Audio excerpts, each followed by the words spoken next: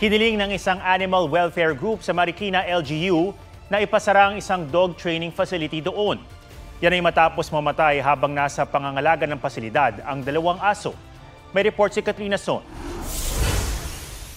Viral ngayon ang social media posts ng fur parents na sina Carla at Sandy kung saan sinabi nilang namatay ang kanilang mga alagang aso habang nasa pangangalaga ng isang dog training facility.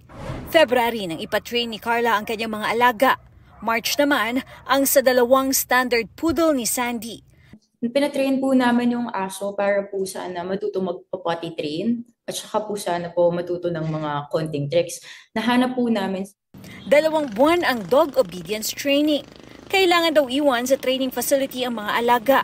Pwede silang dalawin 1 beses kada linggo. Nung una, nag-a-update sa kanila ang may-ari ng facility. Kalaunan, nahirapan na silang makahingi ng impormasyon. Hanggang nalaman lang po namin, naka 2 weeks na po siguro. Doon po namin nalaman na nilipat niya po yung aso namin sa Los Baños nang hindi po sa amin sinasabi. Ang training hanggang April 20 lang dapat sa mga aso ni Carla at hanggang May 6 ang kay Sandy. Pero panay raw ang hiling ng extension ng may-ari ng pasilidad. Pinuntahan din daw ng may-ari ng pasilidad si Sandy. Sinabi sa kanya na patay na ang isa sa kanyang alaga. Tinanong po namin siya na bakit ngayon mo lang sinabi. Ilang days na pala patay. Wala siyang masabi na hindi na po masagot. Rason. Puro sorry lang po yung sorry sinasabi lang po ma'am, niya yung tao ko po kasi. Ganun lang lagi niyang sinasabi. Nilibing na po namin ng tauhan ko po yung mga aso kasi takot na takot daw po siya. Hindi niya daw po alam kung anong gagawin. Nalaman din ni Carla na namatay ang isa rin sa mga alaga niya. Pumunta po siya sa bahay and sinabi po niya yun nung May 17 na po. And then sinasabi niya po na May 12 daw po namatay yung aso. Namatay raw sila sa heat stroke. Pero hindi naniwala sina Carla at Sandy. Hindi po siya mukhang heat stroke kasi eh. madugo po yung ulo. Wala na siyang snout, hindi mo na makita yung ulo ng aso. Kinondena ng Philippine Animal Welfare Society o POS ang sinapit ng mga aso.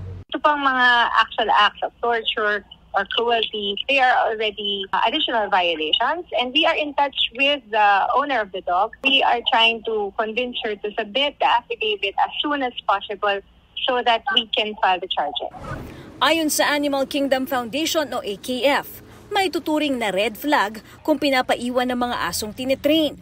Dapat daw kasama ang owner para alam mismo kung paano i-execute ang mga command. Masakit din po, I think, when we heard about the narrative, kung paano nangyari yon, mas shocking, kasi hindi siya basta-bastang facility, it's an animal facility, actually it's a training facility.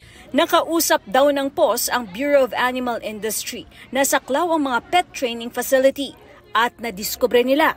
Hindi sila registered with the Bureau of Animal Industry. So technically, they are already in violation of the Animal Welfare Act. Dahil dito, hiniling ng POS sa Marikina LGU na agad ipasara ang naturang facility. Planong maghain ng reklamo sina Carla at Sandy kaugnay sa sinapit ng kanilang mga alaga. Sinubukan naming kuhanin ang panig ng training facility pero sarado ito at hindi rin sinasagot ang aming tawag.